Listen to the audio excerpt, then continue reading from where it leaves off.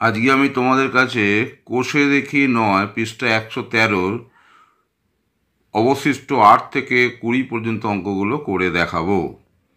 প্রথম প্রশ্ন দেখো, 8 নম্বর প্রশ্নে কি বলেছে।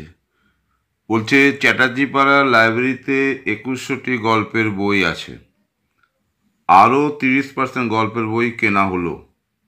তাহলে কতগুলি বই কেনা হলো এবং এখন লাইব্রেরিতে মোট গল্পের বই সংখ্যা কত। তাহলে দেখো, তাহলে এখন লাইব্রেরিতে মোট গল্পের বই কত হবে না, ছিল 2100 আর কেনা হয়েছে 2100 30%, তার মানে 630টা। তাহলে মোট কতগুলো হলো, 2100 প্লাস কেনা হয়েছে আরও 630, তাহলে মোট 2730। অর্থাৎ এখানে দেখছি আরও কেনা হয়েছে, তাহলে কত, 630টি বই, এবং লাইব্রেরিতে এখন মোট গল্পের বইয়ের সংখ্যা হচ্ছে 2730। বুঝতে পারলে? এরপরে আমি আসছি 9-এর প্রশ্নটা। দেখো 9-এর প্রশ্নটা কি বলেছে।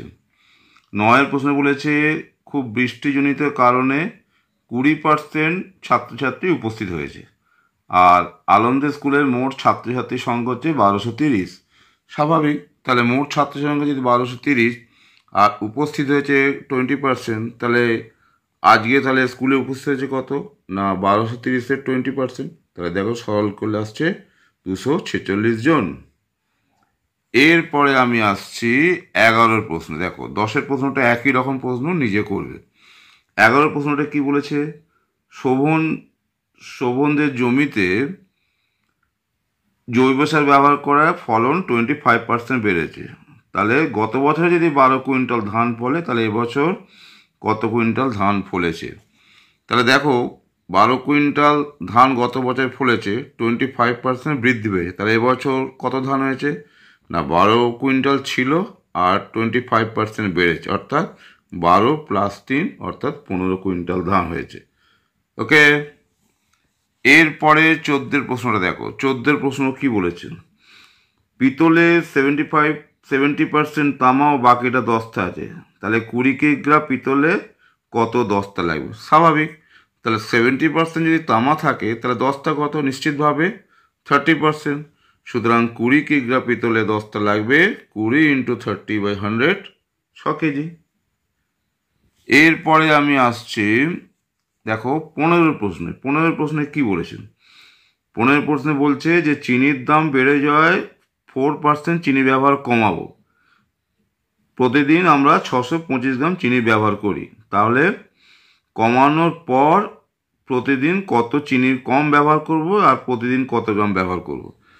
তাহলে প্রতিদিন আমরা ব্যবহার করি কত না 625 গ্রাম চিনি, আর চিনির দাম বাড়ায় যদি 4% ব্যবহার যদি কমালে, তাহলে এখন কত কমানো হচ্ছে না 625-এর 4, তাহলে 25 গ্রাম চিনি ব্যবহার কমাতে হবে। তাহলে প্রতিদিন কত ব্যবহার করব না, আগে ব্যবহার করতাম 625 আর 25 গ্রাম ব্যবহার কমানো হয়েছে, তাহলে এখন ব্যবহার করব 650 গ্রাম চিনি। এরপর আমি আসছি 16-এর প্রশ্ন। দেখো 16-এর প্রশ্নটা কি বলেছেন, অনিলবাবু তার মাসিক আয়ের 22% বাড়ি ভাড়া দেন। অনিলবাবু প্রতি মাসে 1870 টাকা যদি বাড়ি ভাড়া দেন, মাসিক আয় কত। তাহলে মাসিক আয়ের 22% বাড়ি ভাড়া দেন আর প্রতি মাসে বাড়ি ভাড়া দেন 1870 টাকা। তাহলে মাসিক খরচ, তাহলে এখানে উল্টোভাবে করতে হবে, তাহলে 100/22 দিয়ে গুণ করতে হবে। সুতরাং উত্তর হয়ে যাবে 8500। তার কারণ এটা তুমি যদি ঐকিউ নিয়মও ভেবে দেখো, তাহলে দেখো এইভাবে তুমি করতে পারো। 22 টাকা বাড়ি ভাড়া দিলে মোট আয় 100 টাকা। 1 টাকা যদি বাড়ি ভাড়া দেওয়া হয়, তাহলে মোট আয় কত, 100/22। তাহলে 1870 টাকা যদি বাড়ি ভাড়া দেন, তাহলে মাসিক আয় হয়ে যাবে এইভাবে। ওকে। এরপর 17 অঙ্কটা দেখো কি বলেছে না, ইয়াসমিন খাতুন তার মোট চাষের জমির 55% জমিতে পাট চাষ করেন আর 11 বিঘা জমিতে পাট চাষ করেন। তাহলে মোট চাষের জমি কত। তাহলে আগের অঙ্কটারই মতো, তাহলে 55% জমিতে পাট চাষ করেন আর 11 বিঘা জমিতে যদি পাট চাষ করেন, তাহলে মোট চাষের জমি হবে, তাহলে 100/55 দিয়ে গুণ করতে হবে। সুতরাং 20 বিঘা। নেক্সট হচ্ছে 18 অঙ্কটা, এটা খুব ইম্পর্টেন্ট অঙ্ক, খুবই ভালো অঙ্ক এটা। দেখো কি বলেছে, আমাদের পরিবারে মোট মাসিক খরচের 4750 টাকা খাবার জন্য ব্যয় হয়, আর মোট খরচ হচ্ছে 5900 টাকা। আর খাওয়ার খরচ 10% বাড়িয়ে অন্যান্য খরচ 16% যদি কমানো হয়, মোট মাসিক খরচ বাড়বে না কমবে? দেখো কী হয় তাহলে করি। তাহলে খাওয়ার জন্য ব্যয় হচ্ছে এত টাকা, অন্যান্য খরচের জন্য ব্যয় কত, এত টাকা। তাহলে মাসিক খরচ দুটোকে যোগ করলাম, 10,650 টাকা। এরপর কি করছি না, খাওয়ার খরচ যদি কত পার্সেন্ট বাড়ছে না, এটা হচ্ছে দেখো 10%। খাওয়ার পর যদি 10% বাড়লে তাহলে এখন খাওয়ার খরচ করো, দেখো এটা ছিল আর বেড়েছে এত টাকা, তাহলে সরল করে দেখলাম 5225 টাকা। ঠিক একইভাবে যদি অন্যান্য খরচ যদি 16% কমে, তাহলে এখন খরচ কত না, এখন খরচ ছিল হচ্ছে এইটা আর কমান হচ্ছে এইটা, তাহলে সরল করলে হচ্ছে এত টাকা। তাহলে এখন খাওয়া খরচ আর অন্যান্য খরচ মিলিয়ে মোট খরচ কত দাঁড়াচ্ছে না, এদের যদি যোগ করি তাহলে হচ্ছে এই টাকাটা। সুতরাং আগে কত খরচ ছিল দেখো 10,650 টাকা, আর এখন খরচ হয়েছে 10,181 টাকা। তাহলে নিশ্চিতভাবে মাসিক খরচ কমেছে। কত কমেছে না, আগেরটা মোট খরচ থেকে এখনকার মোট খরচ যদি বাদ দিই, তাহলে মাসিক এখন খরচ কমেছে 469 টাকা। তাহলে আশা করি তোমরা এই অঙ্কটা বুঝতে পারলে। এরপরে আমি আসছি দেখো 19-এর অঙ্কটা। 19-এর অঙ্কটা ভালো অঙ্ক।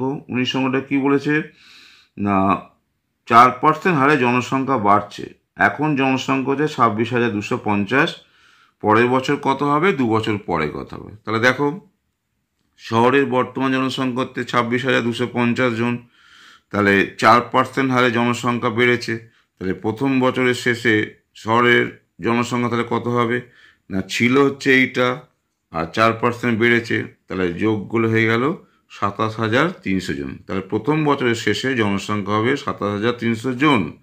তারপরে আমাকে বলেছে যে দ্বিতীয় বছরের শেষে কত হবে, তাহলে এর উপর আবার 4% বাড়ছে, তাহলে সেটাই আমি করেছি। দেখো তাহলে 2 বছর পরে জনসংখ্যা কত হবে না, প্রথম বছর শেষে ছিল এইটা আর এর উপর 4% বেড়েছে, তাহলে এটা সরল করলে হয়ে যাচ্ছে 28,392। সুতরাং প্রথম বছরের শেষে জনসংখ্যা হচ্ছে এইটা আর দ্বিতীয় বছরের শেষে জনসংখ্যা হয়ে যাচ্ছে 28,392। এবার আমি শেষ অঙ্কটায় আসছি, 20 অঙ্কটা। দেখ 20 অঙ্কটা কি বলেছে না, ফসল ওঠার মুখে ধানের দাম ছিল 1,080 টাকা পার কুইন্টাল, বর্ষাকালে 15% দাম বেড়েছে। তাহলে কৃষক ফসল ওঠার মুখে যদি 12 কুইন্টাল ধান বিক্রি করেন, তাহলে বর্ষাকালে সেই দাম বিক্রি করে কত টাকা বেশি পেতে। তাহলে দেখো ধানের দাম বলেছে 1,080 টাকা পার কুইন্টাল, তাহলে ফসল ওঠার মুখে 12 কুইন্টাল ধান বিক্রি করে উনি কত টাকা পাবেন না, একে প্রতি কুইন্টালকে মোট কুইন্টাল যদি গুণ করি তাহলে পাবেন 12,960 টাকা। সুতরাং বর্ষাকালে যদি ধানের দাম 15% যদি বৃদ্ধি পায়, তাহলে বর্ষাকালে ওই ধান বিক্রি করলে তিনি কত বেশি পান না, 15% বেড়েছে, তাহলে 12,960কে যদি 15% দিয়ে গুণ করি তাহলে 1,944 টাকা। আশা করি তোমরা এটা বুঝতে পারলে। তাহলে আমি বেশিরভাগ অঙ্কে করে দিলাম, তোমরা তাহলে যে 3টে অঙ্ক আমি করিনি, অর্থাৎ এই 3টে অঙ্ক তোমরা নিজে করো, আশা করি তোমরা পারবে।